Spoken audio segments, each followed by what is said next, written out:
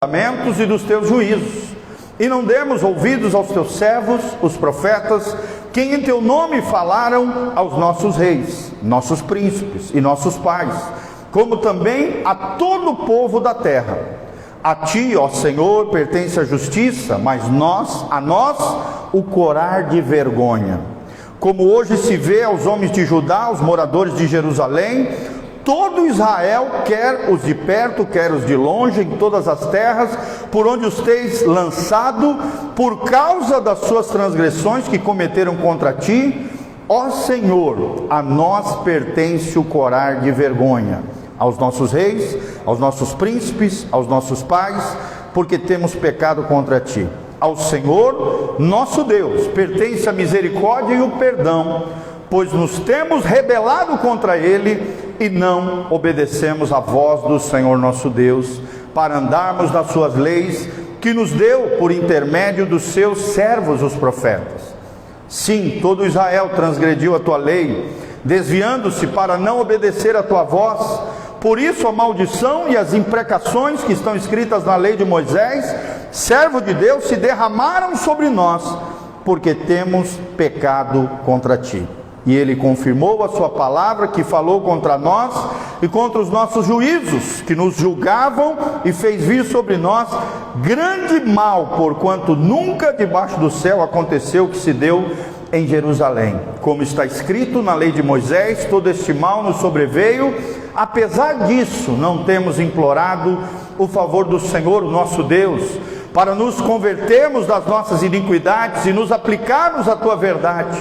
Por isso o Senhor cuidou em trazer sobre nós o mal e o fez vir sobre nós, pois justo é o Senhor, o nosso Deus, em todas as suas obras que faz, pois não obedecemos a sua voz.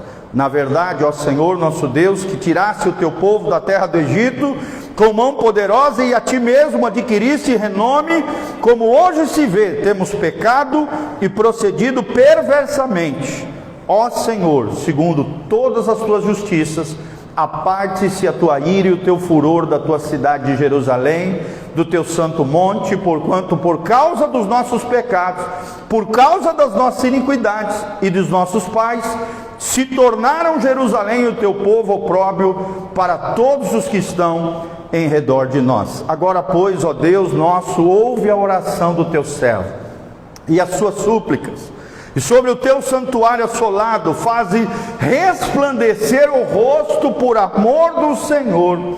Inclina, ó Deus meu, os ouvidos e ouve, abre os olhos e olha para a nossa desolação e para a cidade que é chamada pelo teu nome, porque não lançamos as nossas súplicas perante a tua face, fiados em nossas justiças, mas em tuas muitas misericórdias. Ó Senhor, ouve, ó Senhor, perdoa, ó Senhor, atende-nos e age, e não te retardes, por amor de ti mesmo, ó Deus meu, porque a tua cidade e o teu povo são chamados pelo teu nome.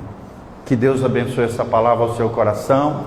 Quem recebe, diga amém. Amém. Que coisa linda, um homem de oração.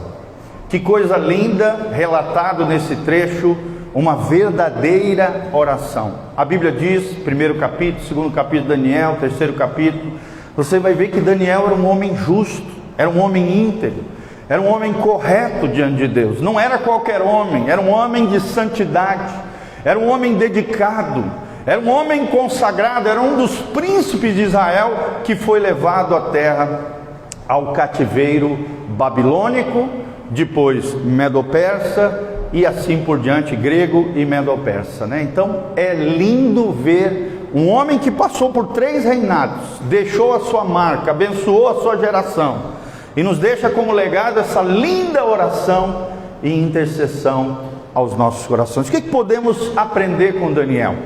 Será que eu e você somos homens e mulheres de oração? Como é que está a nossa oração diante de Deus, a nossa intercessão? Quem não ora, muito menos vai interceder pelos outros. Quem não suplica no momento de desespero, não ora e muito menos intercede. Muito menos dá ações de graça e muito menos faz batalha espiritual. Então nós temos falado sobre esses 5 princípios da oração, da vida de oração. Fala comigo: súplica, oração, intercessão, ações de graça e batalha espiritual. Será que no nosso dia a dia nós temos exercido essas 5 atividades espirituais, essas 5 virtudes a serem desenvolvidas na nossa vida cristã? Será que você entende cada uma delas? Será que você exercita elas assim como Daniel no seu tempo fez? Aqui nós vemos oração, aqui nós vemos intercessão, aqui nós vemos batalha espiritual, aqui nós vemos súplica e clamor diante de Deus. Tudo nessa oração linda de um homem íntegro, correto, que reconhecia o pecado seu e dos seus pais, o pecado do seu povo, mas se colocou na brecha para interceder em favor da sua geração. Vemos em Daniel um homem que discerne a hora de Deus agir. Fala comigo: discernindo a hora de Deus agir. E é sobre isso que nós vamos falar. Como é que nós podemos ser como Daniel? Nós já aprendemos sobre os princípios da intercessão, já aprendemos sobre Jesus como modelo de intercessão, aprendemos sobre Abraão como o pai da fé e modelo também de intercessão, aprendemos com Moisés como interceder diante de um Deus furioso, um Deus irado, em favor do povo de Deus que estava ali murmurando, reclamando, idolatrando, se corrompendo. E aprendemos hoje pela manhã sobre Elias, um homem que tinha os mesmos sentimentos, que era um ser humano com as mesmas mazelas, as mesmas dificuldades que eu e você, e que teve autoridade no mundo espiritual através da oração e da intercessão para fechar os céus e impedir que a chuva descesse durante 3 anos e 6 meses, e depois orou novamente e os céus se abriram e houve abundante chuva. Amém? Quantos querem abundante chuva de bênçãos de Deus sobre a tua vida? Então preste atenção, aprenda, pega esses vídeos que nós gravamos, esse material que nós produzimos, baseado nesse estudo sistemático que estamos fazendo, coloque em prática na sua vida, não apenas ouça, mas coloque em prática no seu dia a dia, para que você seja vitorioso na sua vida cristã. Será que nós, eu e você, temos sido íntegros como Daniel? Será que eu e você temos aliança com Deus, assim como Daniel teve? Será que em meio ao mundo corrompido que vivemos, temos sido como Daniel? Alguém que propôs no seu coração não se contaminar com as iguarias do rei. E um homem de oração. A Bíblia diz que 3 vezes ao dia, ele ia na sua janela, na sua varanda, ele abria a sua varanda na direção de Jerusalém e orava a Deus, ao Deus de Israel, clamando ao Senhor para que Deus agisse segundo a sua graça, a sua misericórdia e as suas compaixões. Então, o terceiro exemplo de intercessor que estamos vendo, primeiro foi Moisés, segundo foi Elias, hoje de manhã, e o terceiro agora é Daniel. Que vamos explorar é Daniel. Deus é o meu juiz. Daniel significa Deus é o meu juiz. Deus é juiz. Deus é juiz dos justos, daqueles que caminham com Deus, daqueles que têm aliança com o Senhor. É o que significa Daniel, Deus é o meu juiz. No cativeiro babilônico, esse profeta voltou o seu coração para buscar a Deus em favor do seu povo. E a grande pergunta é essa: será que temos buscado a Deus? Será que temos clamado a Deus em favor de outras pessoas? Uma das coisas que mais me chamou a atenção nesse estudo foi a seguinte frase: um intercessor é alguém que representa Deus diante das pessoas e que apresenta as pessoas diante de Deus. Amém? Vamos falar junto? O intercessor é alguém que apresenta Deus para as pessoas e as pessoas diante de Deus. Será que temos feito isso nas nossas orações? Ou só oramos pelas nossas necessidades? Só pensamos em nós, no nosso umbigo, naquilo que precisamos? É claro, não há nada de errado com isso. Você pode clamar, você pode pedir a Deus, você pode suplicar ao Senhor. Deus ouve as orações que estão segundo a sua palavra, que estão segundo a sua vontade. Sim, Deus ouve. A Bíblia diz: deleita-te no Senhor, e Ele satisfará os desejos do teu coração.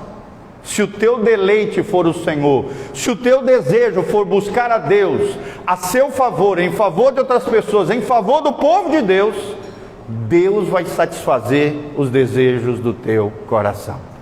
Amém? Quantos aqui já oraram e receberam uma bênção de Deus na sua vida? Levanta a mão. Talvez algo pequeno, algo para o outro do lado seja insignificante, mas para você foi importante. Isso mostra que nós servimos a um Deus que é pessoal. Não é um Deus transcendente que está para além de nós e que está lá longe, distante, não.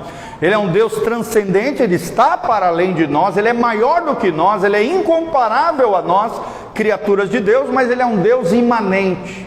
Ele está dentro de nós, através do Espírito Santo.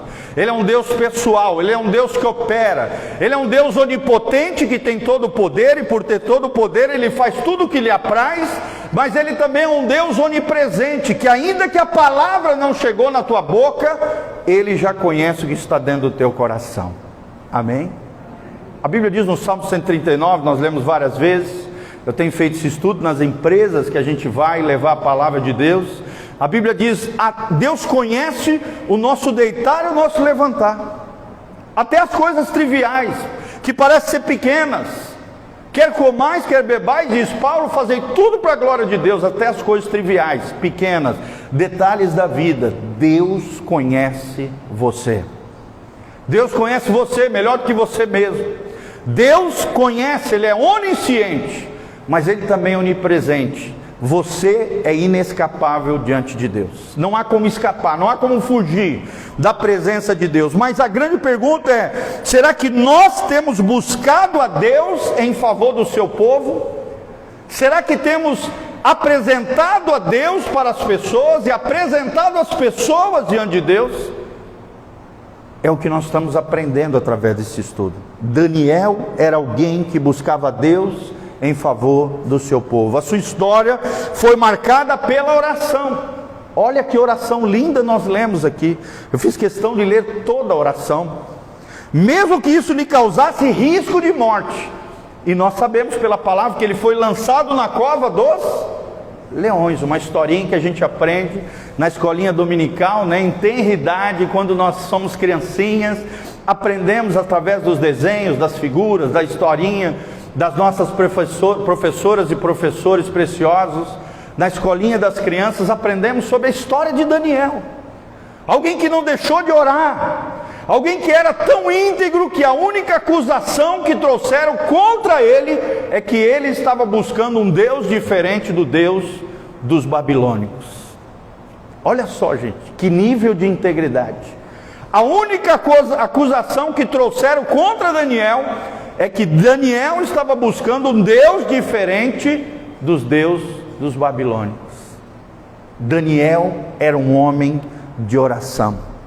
Que coisa linda, que coisa maravilhosa. Mesmo diante da morte, Daniel não deixou de orar, Daniel não deixou de interceder em favor do seu povo.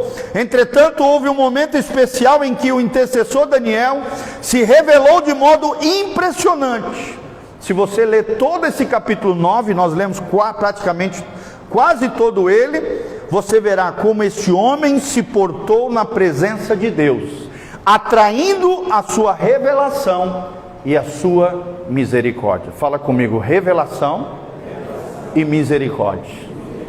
Será que você tem atraído sobre a tua vida, buscando a Deus, a revelação de quem é o Deus da Bíblia, de quem é o Deus de Israel, de quem é o Deus de Abraão, Isaque e Jacó, de quem é o Deus e Pai de nosso Senhor Jesus Cristo? Será que a palavra tem sido revelada ao seu coração, porque você tem orado todos os dias, meditado na palavra de Deus, ouvindo ministrações abençoadoras para o seu coração, gente? Sim ou não? Será que você tem uma revelação de quem é o Deus da Bíblia Sagrada? Será que você tem conhecido a misericórdia de Deus, as compaixões de Deus, as consolações de Deus? Primeiro princípio que eu quero te ensinar nessa noite: concordando com a vontade de Deus. Fala comigo: concordando com a vontade de Deus. se nós queremos discernir a hora de Deus agir, se queremos discernir os nossos tempos e a nossa geração, nós precisamos concordar com a vontade de Deus. A nossa vida precisa estar alinhada com a vontade de Deus. A nossa vida precisa estar no lugar mais seguro que existe, que é no centro da vontade de Deus. E nós sabemos, Romanos 12, que a vontade de Deus é boa, perfeita e agradável. Quem quer ter uma boa vida aí? Quem quer ter uma vida perfeita do ponto de vista de Deus?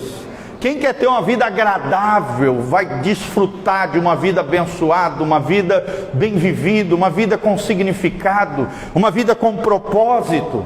Não tem como, gente, a não ser concordando com a vontade de Deus. Daniel testemunha assim, nos versículos 2 e 3, entendi pelos livros que o número de anos de que falara o Senhor ao profeta Jeremias havia de durar as assolações de Jerusalém, e era de 70 anos. Voltei o meu rosto ao Senhor Deus para o buscar com oração, súplicas, com jejum, com pano de saco e com cinzas. Naquela época era muito comum, quando você estava em oração, clamando a Deus, suplicando ao Senhor, intercedendo, em quebrantamento, você pegar as cinzas de qualquer fogueira, ou então as cinzas do altar, você pegava e jogava sobre a sua cabeça. Cinzas. Era um sinal de humildade, era mesmo que dizer, eu vim do pó e eu sou pó. Eu não sou nada diante do Criador, eu sou do pó da terra. Também era de costume usar pano de saco, que eram os sacos que se usavam para colocar os alimentos, que eram colhidos nas lavouras. Eram roupas simples, é como se você pegar um saco desse de alimentos e colocar sobre você, fazer uma vestimenta daqueles sacos de 50 quilos, 60 quilos, ou um saco de cimento. Você coloca sobre você aquela vestimenta de vergonha, de quebrantamento, de humildade diante do Senhor. Daniel era um homem disso. Era um homem que não tinha vergonha de Deus, que se humilhava diante de Deus, que jogava cinza sobre a cabeça, que se vestia de pano de saco, que suplicava ao Senhor, que orava ao Senhor, que jejuava ao Senhor. O que é o jejum? É a abstinência de alimentos, onde você troca o horário da refeição por um tempo de oração, de leitura da palavra e de adoração diante do Senhor. Será que eu e você, irmãos, somos homens e mulheres de jejum? Todo verdadeiro cristão deveria fazer no mínimo uma vez por semana um jejum, dentro da sua capacidade, é claro. Pode ser 12 horas, que é o mínimo de um jejum, 18 horas sem se alimentar, e o ideal, o jejum hebreu, judeu, israelita, dos tempos de Jesus, dos tempos até hoje que os judeus fazem 2 vezes por semana, 24 horas. Você pode começar meio-dia e ir até o meio-dia do outro dia, 24 horas, das 18 horas, que é a viração do dia, até as 18 horas do outro dia, que é o jejum que geralmente eu faço, igual ao jejum do povo de Deus na antiguidade. Será que temos sido homens de súplicas, mulheres de súplica, desse clamor desesperado, dessa oração fervorosa? Será que temos vergonha de Deus ou não temos vergonha de nos quebrantarmos e nos humilharmos diante do Senhor? Perceba que o profeta aqui estava estudando a palavra de Deus e compreendeu através da palavra que era chegada o tempo da libertação do cativeiro. A palavra de Deus é a nossa bússola. A palavra de Deus vai nos dar discernimento dos tempos, das eras, dos momentos em que estamos vivendo.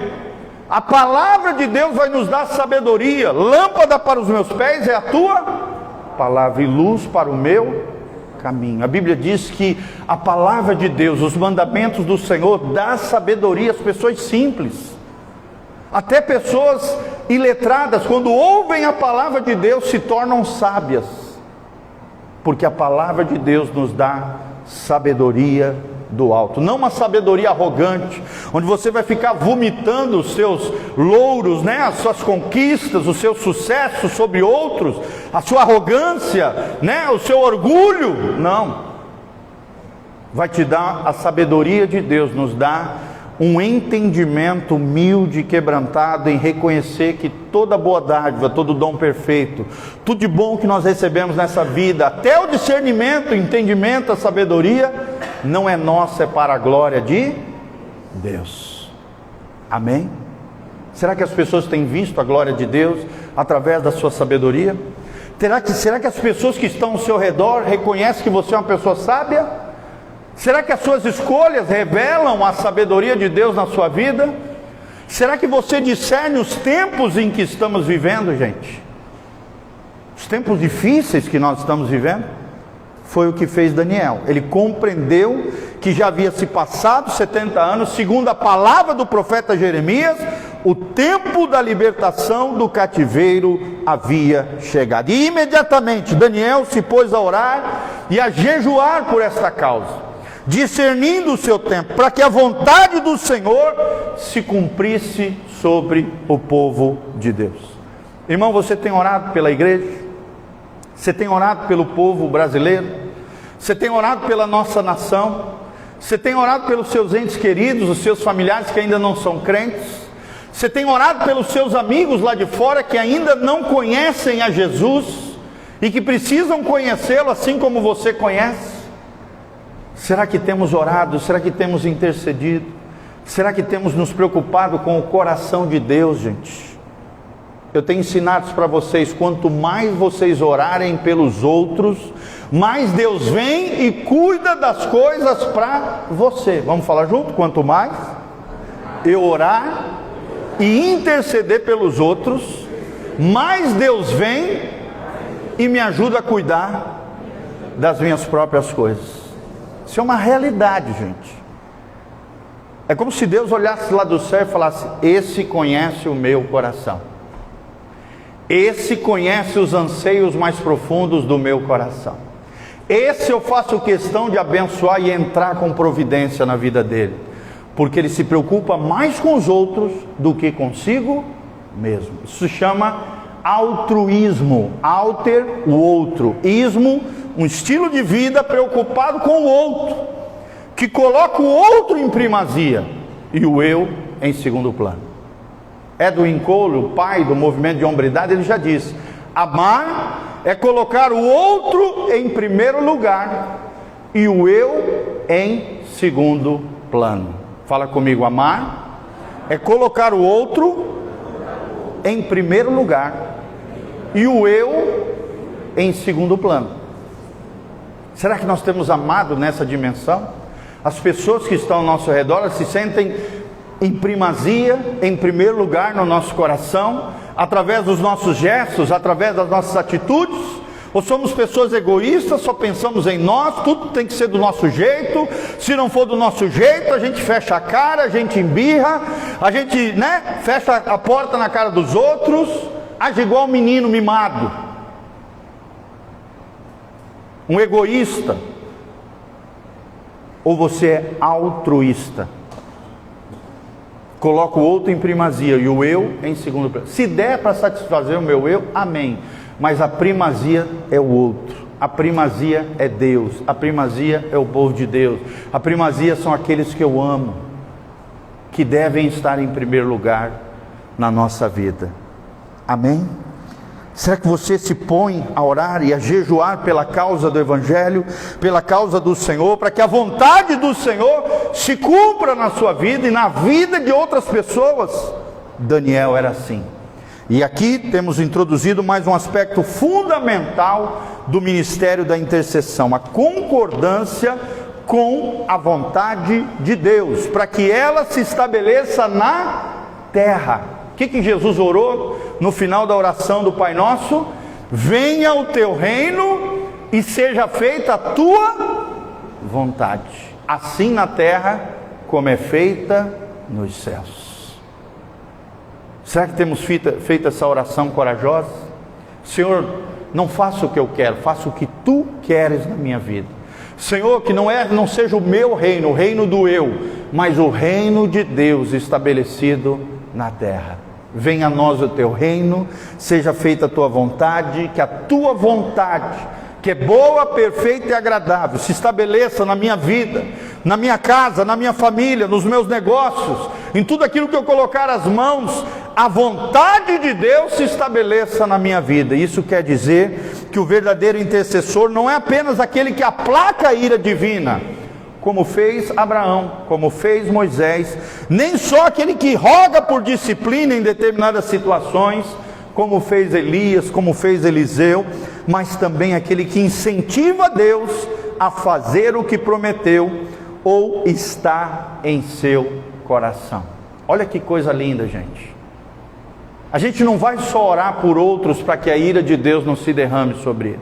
A gente não vai orar pelos outros apenas rogando, por juízo e disciplina de Deus na vida de outras pessoas.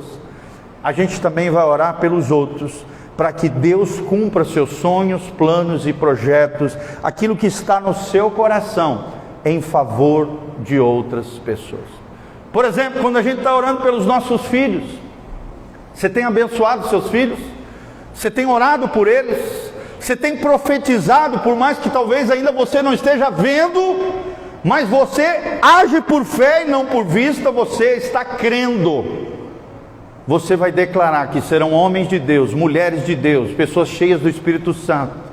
Aquele ente querido que você ama, você vai profetizar, você vai declarar, você vai pedir que a vontade de Deus se estabeleça sobre a vida daquela pessoa. Então a importância desta ação é maior do que a maioria de nós compreende, irmãos. Deus resolveu agir na terra através de homens e mulheres de oração. E.M. Bounds, um grande escritor norte-americano, famosíssimo na hora de oração, ele diz: tudo que Deus precisa para o avivamento é um homem e uma mulher. Hudson Taylor, o pai das missões transculturais na China, ele diz: o mundo ainda verá o que Deus irá fazer através daqueles que se renderem e se entregarem totalmente a Deus. Será que eu e você temos nos rendido totalmente a Deus? Será que eu e você temos fome e sede de Deus? Será que Deus pode contar conosco para aquilo que Ele quer fazer nessa geração, irmãos? Levante as mãos para os céus profeticamente comigo e fala: eis-me aqui, Senhor. Senhor, usa a minha vida, faz em mim o teu querer. Uma das frases mais poderosas que existe é essa: eis-me aqui, Senhor. Usa a minha vida nas tuas mãos, na sua profissão, no seu trabalho, na sua vizinhança, no seu colégio, aonde você está, no seu ambiente de trabalho, irmãos. Deus pode usar poderosamente você. Deus resolveu agir na terra através de homens e mulheres de oração, homens e mulheres que têm comunhão com o seu coração. A Bíblia diz que os céus são os céus do Senhor, mas a terra deu-a aos filhos dos homens. A terra é nossa, Deus entregou para nós. Temos que tomar posse dessa terra, temos que invocar o reino de Deus entre nós. O Brasil pertence ao Senhor Jesus. Feliz é a nação cujo Deus é o Senhor. Amém? Por mais que o vento político parece que está contra nós, nós temos que continuar clamando: feliz é a nação cujo Deus é o Senhor. O Brasil não é de padroeira nenhuma, de santo ou santa nenhuma, de entidade ou demônio nenhuma. O Brasil pertence ao Senhor Jesus. Essa terra foi entregada a nós. A terra foi dada aos homens, homens e mulheres de Deus, homens e mulheres de oração. Desde o Éden, o Senhor revestiu o ser humano de autoridade e o fez seu representante legal neste planeta. Será que temos sido representantes de Deus nessa terra? Será que temos apresentado às pessoas quem é o Deus? Essa missão foi transmitida especificamente à igreja, à eclésia, aqueles que são chamados para fora. Após a vitória de Cristo na cruz, eu e você triunfamos com Ele. Eu e você recebemos o poder do Cristo ressurreto. Amém?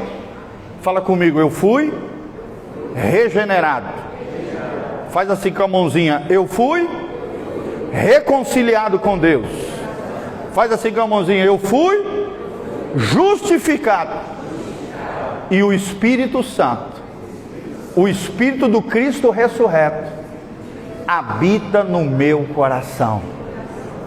Como diz o Atmani na sua obra A Vida Cristã Normal, se o crente soubesse a bomba atômica que existe dentro dele, o poder, a glória que existe dentro dele, ele agiria de forma diferente.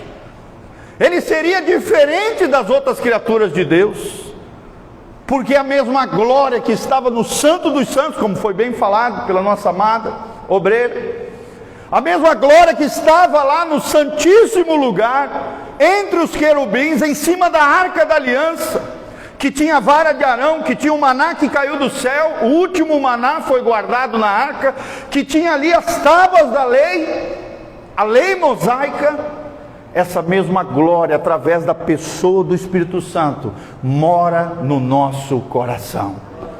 É uma bomba atômica, é uma bomba de glória, é uma bomba de graça que existe em você.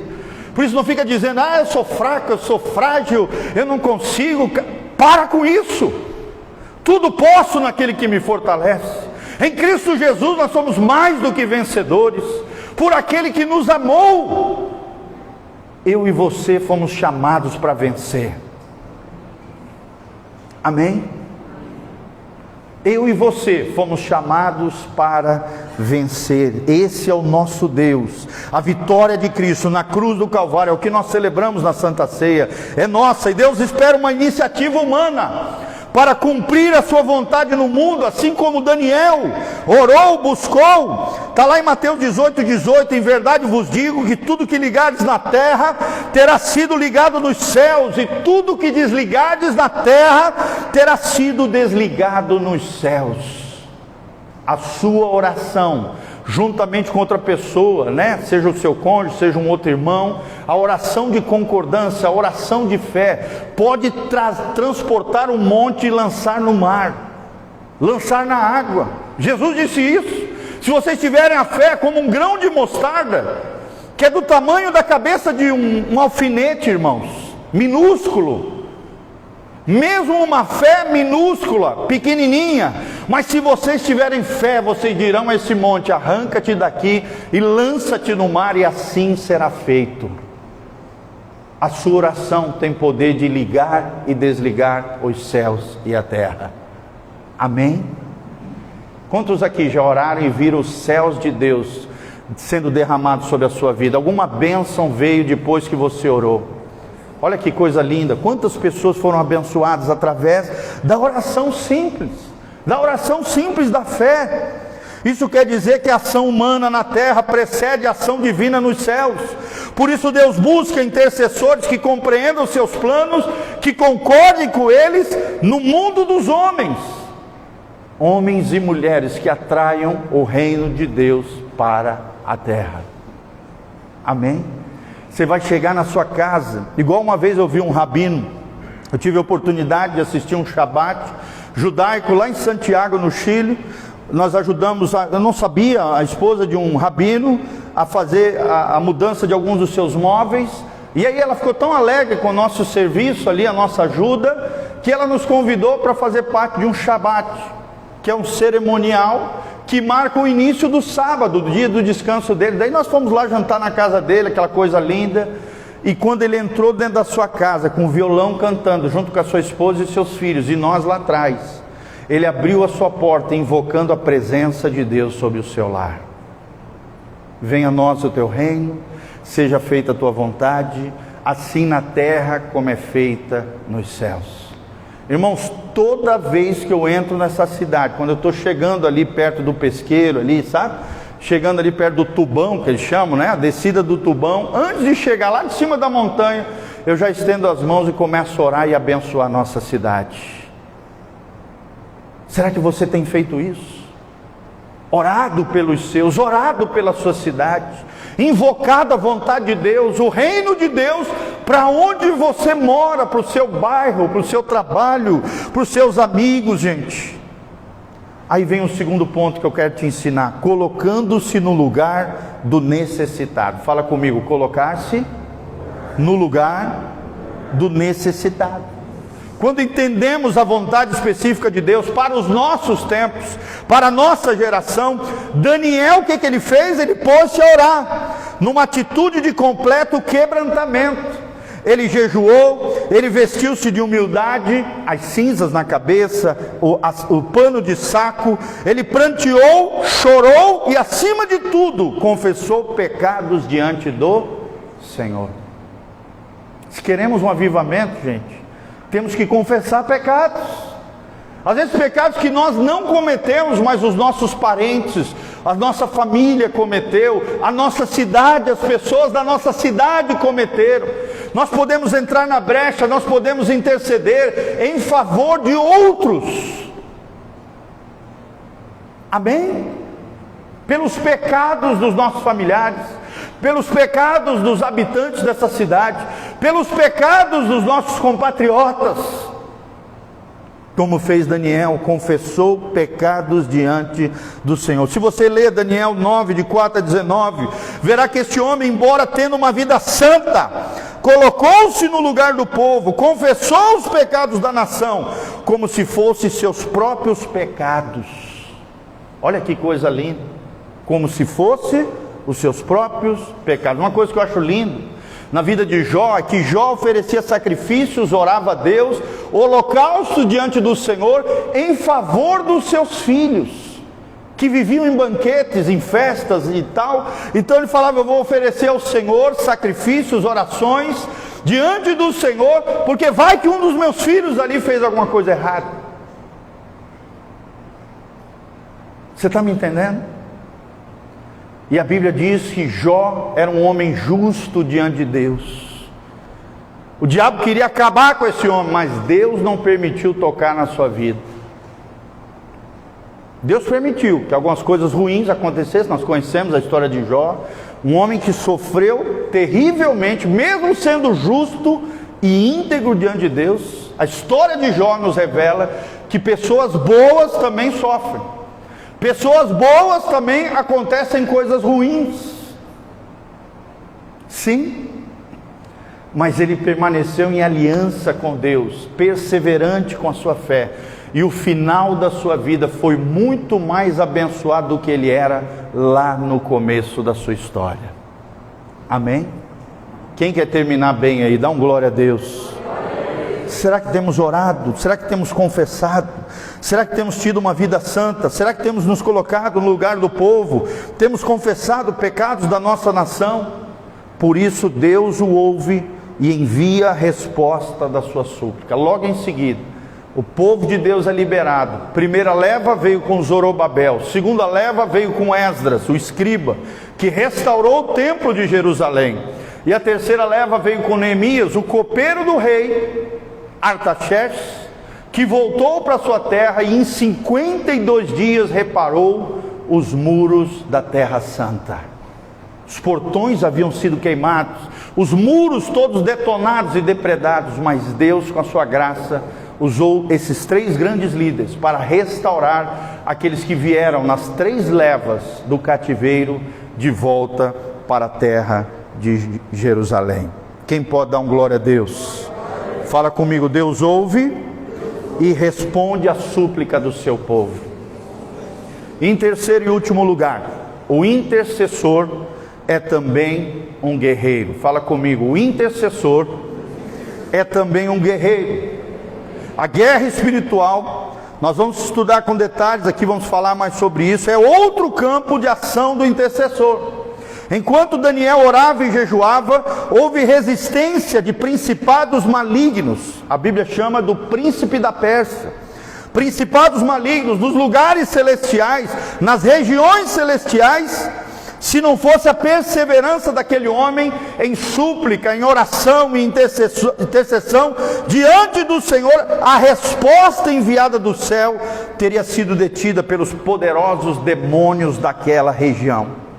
Como, porém, Daniel perseverou em orar e jejuar, anjos de Deus foram acionados e a resposta de Deus chegou após muita batalha espiritual. Foram 21 dias de oração, de jejum, de quebrantamento diante do Senhor.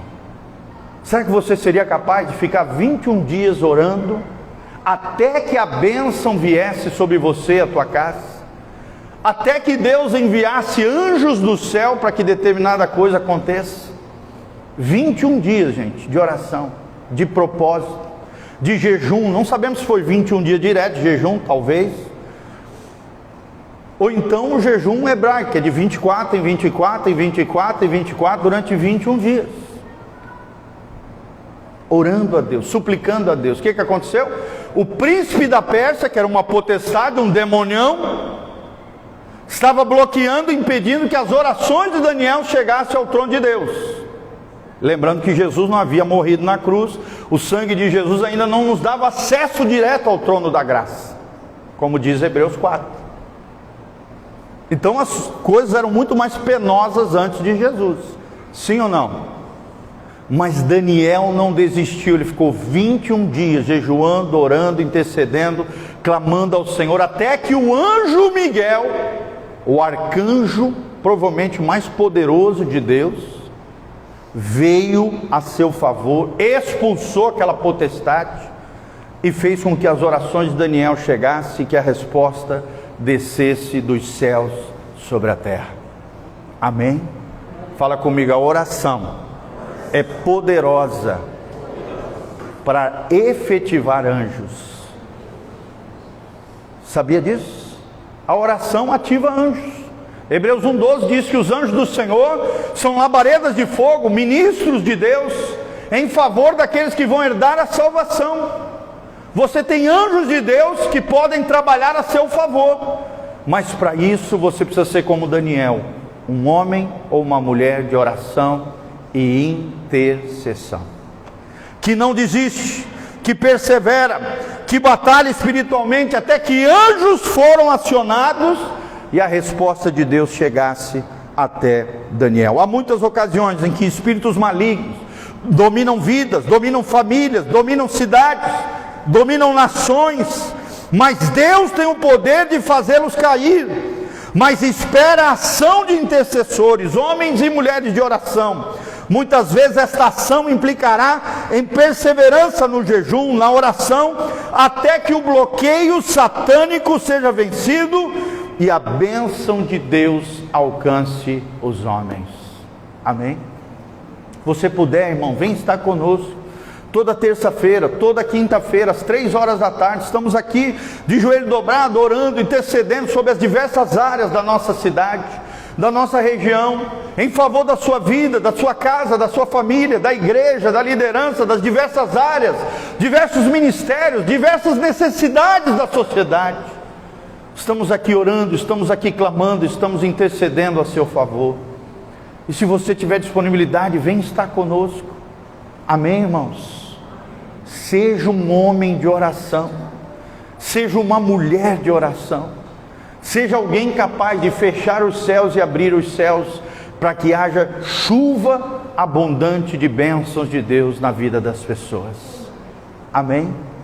Seja alguém que quando você falar, Deus vai enviar um anjo para fazer aquilo que você está falando, porque você tem conexão com o alto, você tem acesso ao trono da graça pelo novo e vivo caminho de Jesus. Então, quais foram os 3 princípios que aprendemos na vida de Daniel? Alguém que discerniu a hora de Deus agir, depois de 70 anos de cativeiro. Primeiro lugar, fala comigo, eu preciso concordar com a vontade de Deus. Segundo lugar, fala comigo, eu preciso me colocar no lugar do necessitado. Isso é ser um sacerdote, um mediador, um intercessor diante das pessoas. E em terceiro lugar, fala comigo, o intercessor também é um guerreiro espiritual. Amém? Quem quer ser um guerreiro espiritual? E dá um glória a Deus. Quem vai se colocar no lugar do necessitado em oração? Dá um glória a Deus. E quem vai estar em conexão e atrair a vontade de Deus através da sua oração? Dá um aleluia. Então coloque-se de pé na presença de Deus. Tenho certeza que você aprendeu coisas valiosas, coisas preciosas, e com a graça de Deus estamos tratando vários cultos desse assunto. Quarta-feira vamos continuar, nós vamos aprender sobre intercedendo com o Espírito Santo, e vamos aprender sobre as recompensas de um intercessor. O que um intercessor ganha da parte de Deus? Quais são os benefícios de sermos um intercessor? Como é que nós intercedemos com auxílio, com a ajuda do Espírito Santo? É isso que nós vamos aprender junto na quarta-feira, no culto da fé. Vem estar conosco em nome de Jesus. Feche os seus olhos. Queria chamar o pessoal da Santa Ceia para já se posicionar.